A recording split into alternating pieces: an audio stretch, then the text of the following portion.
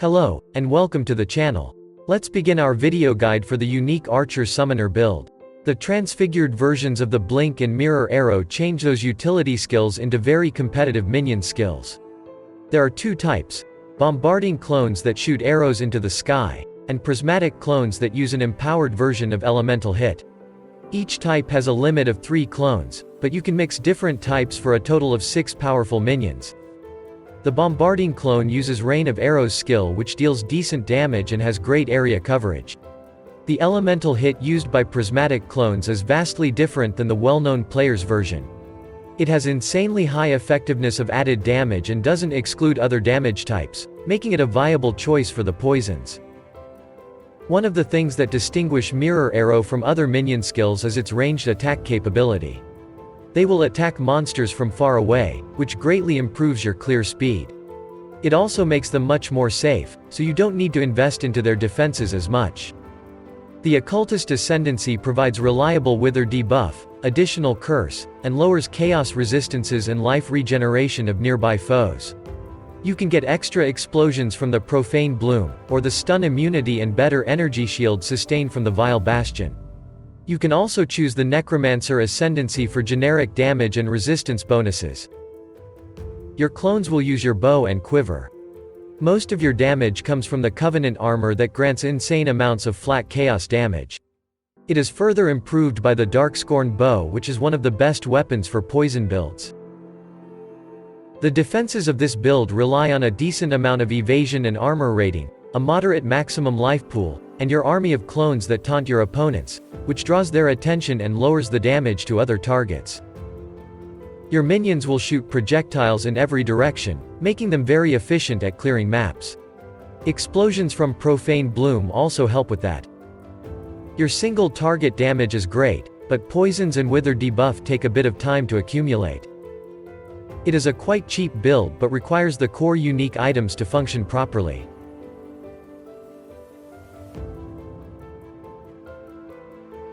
This build uses only a few unique items, but all of them are quite important. Your clones will use direct copies of your bow and quiver, which stand the most out of all minions builds. Unique jewels are impactful on the damage scaling and quality of life, but are not vital for build functionality. Your minions will use your bow, thus gaining a 20% chance to inflict very powerful poisons. It also boosts their accuracy rating significantly. The only downside is the quite low base damage, which you should supplement with sources of added chaos damage from your armor and abyss jewels. The Covenant armor provides insane amounts of chaos damage to recompensate low base damage of your bow, but your skills will additionally cost your life. You should get a lot of life regeneration to make it less annoying to manage. The Stampede are a very useful item for this build as it provides a lot of cooldown recovery for your main skills. You can also apply additional anoint on them. You can choose the Charisma Notable for better mana reservation efficiency or Golem Commander to include the Stone Golem for better life regeneration. Darkness Enthroned Belt greatly enhances any 2 Abyss jewels socketed in it, so put your best ones here. It's an important piece to get the 100% poison chance for your minions. The Devouring Diadem grants you the Eldritch Battery Keystone, allowing you to freely reserve all your mana and use Blessing. It also lowers the reservation of socketed auras and increases their level. Occasionally, you will consume nearby corpses to recover life. The Owl's Uprising is the only source of the Envy aura for this build. It is an aura that adds flat chaos damage. Other than that, it grants decent bonuses to your maximum life, attributes, and all defenses. The Traitor Keystone provided by this jewel will greatly help you with the Flask sustain. It can also grant a lot of dexterity and minion damage with the right modifiers. It is not required, but very useful. Aminamu's Gaze is usually the only item that can grant damage over time multiplier for your minions. You will need 4 other Ghastly Eye jewels to get the full effect. It is a great way to boost your damage, but use it only if you have capped the poison chance for your minions. If your strength is high enough, you can include the Rational Doctrine jewel in your setup to gain the permanent effect of the Consecrated Ground. It will regenerate a decent amount of your maximum life, and reduce the effects of curses on you. The Azimuth's Gentle Touch gloves can be used to apply level 1 Temporal Chains curse to enemies you hit. You can provide them to your Animate Guardian, which causes him to automatically apply the curse with his auto attacks. By default, your minions have a limit of 0 curses, meaning they can't apply them in any way.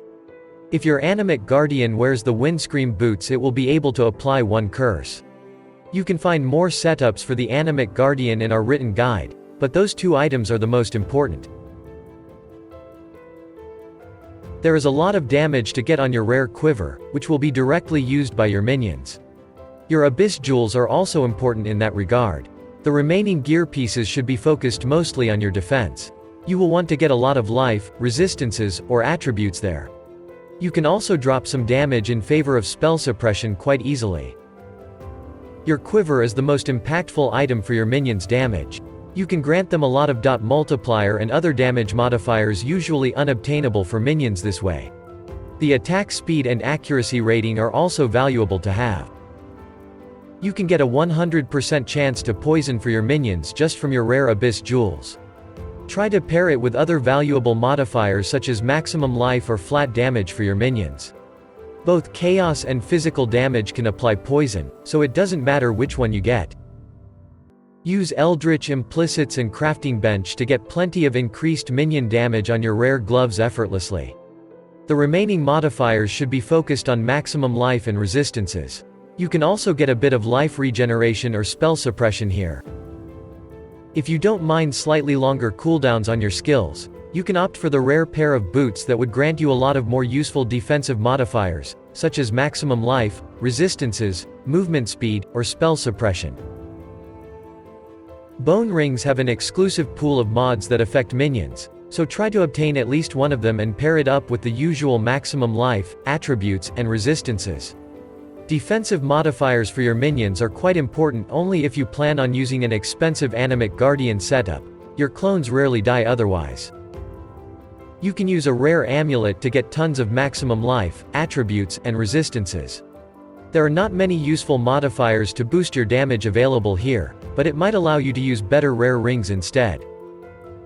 Unfortunately, all notables on your large cluster jewels are rather bad. The best option is to get an increased effect of small passives paired with some attack speed for your minions. You should include defensive modifiers here too, such as additional resistances or maximum life.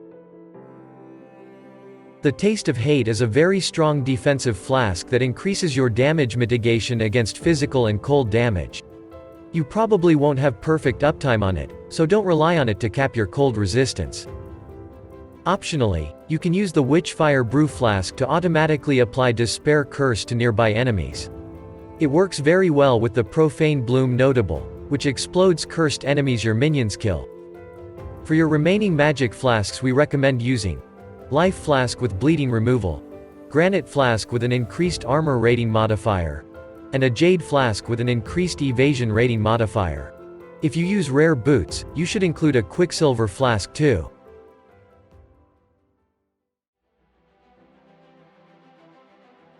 Blink Arrow shots an arrow that teleports you to the targeted location and leaves your clone in the original position. The clone uses your bow and quiver to attack nearby enemies. You can perform other actions after firing the arrow. Mirror Arrow is a very similar skill to the previous one, but this one doesn't teleport you. Use different types to avoid sharing cooldown and summon limits between each other. It doesn't matter which arrow uses which transfigured version. Your main damage skills should be socketed in the Covenant armor to get an insane amount of additional chaos damage. At first you should use the chance to poison support, but you can replace it with the vicious projectile support once you get it covered by your Abyss Jewels. This aura improves the damage over time dealt by your minions but also increases the duration of various effects, such as clones themselves. The Divine Blessing support allows you to use one permanent aura as a temporary buff. If you don't have enough energy shield to cast it, you can include the Inspiration support to lower its cost. Grace is a defensive aura that grants you a lot of evasion rating and raises it even higher. Determination works just like the previous aura, but for armor rating instead. It grants a slightly less flat value but higher multiplier, so it's good to have some armor rating on your gear. The purity of elements grants immunity to all elemental ailments, and plenty of elemental resistances to you and your minions. Vitality Aura grants you a lot of life regeneration. You can also use the Precision Aura to grant more accuracy rating to your minions. All those auras should be socketed in the Devouring Diadem helmet to reduce their reservation cost and improve their level. The Carrion Golem is a golem minion that adds a lot of physical damage to all nearby minions. It doesn't deal that much damage in this setup. The Animate Guardian wears the items of your choosing, consuming them in the process. It can be used to grant many useful bonuses to your other minions. It should be used to automate the Temporal Curse application and improve your damage a bit. The Feeding Frenzy is a buff that boosts all your active minions. The minion life support is used to make them more durable. The Flesh Offering is a buff skill that consumes corpses to give a lot of attack speed to your minions for a short duration. Desecrate creates corpses that you can consume via other skills to gain various buffs. They will also be used by your helmet to heal you. The Despair is your main curse. It significantly lowers the chaos resistances of your enemies, which improves the damage dealt by your poison. The Temporal Chains is the second curse you can use. It slows the action speed of cursed enemies and makes poisons last longer, thus dealing more damage. The Arcanist brand will cast all your utility skills with just one button press. The order of your links dictates the order of which skills are being used. Getting proper socket colors in your weapon to utilize this utility setup might be somewhat annoying. You will have more freedom if you automate the Temporal Chains curse via your Animate Guardian. Molten Shell improves your armor temporarily and absorbs a big part of incoming damage. The more armor you get, the more damage it can absorb. If you anoint the Golem Commander notable, you can use a second type of Golem to improve your life regeneration. You can also choose the Chaos Golem for the physical damage mitigation. Activating this skill inflicts 8 stacks of the Withered debuff on nearby enemies. The remaining Withered stacks shall be inflicted by your Ascendancy, but it provides a decent burst of damage at the beginning of the fight.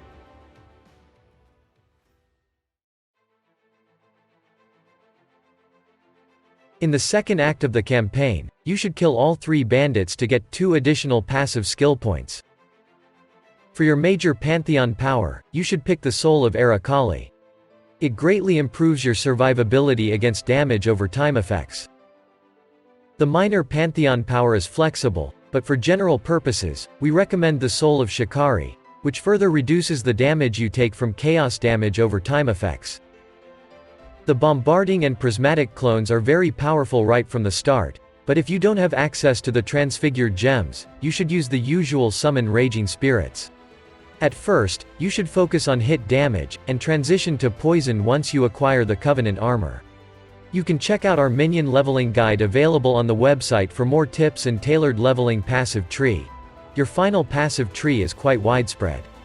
This way you will have access to the most important minion passives, which greatly improve their damage and survivability. The Spiritual Command notable is especially useful, as it greatly improves your attack speed, making your gameplay smoother. You will also have a high amount of percentage of increased maximum life, allowing you to easily reach 5000 maximum life. The Aura and Mana Reservation Efficiency notables will allow you to use 3 major auras, and 1 minor one. The Avatar of the Hunt is seemingly pointless notable for you, as it only increases your own damage, but it also grants you some evasion rating and unlocks the bow mastery that greatly lowers the cooldown of your blink and mirror arrows. The Brutal Restraint helps with your flask sustain, but without significant investments, you won't be able to sustain them without killing monsters. If you want to include the spell suppression in your build, we would recommend moving the Brutal Restraint jewel to the jewel socket near the Agnostic Keystone, as it will allow you to benefit from the Magebane Keystone.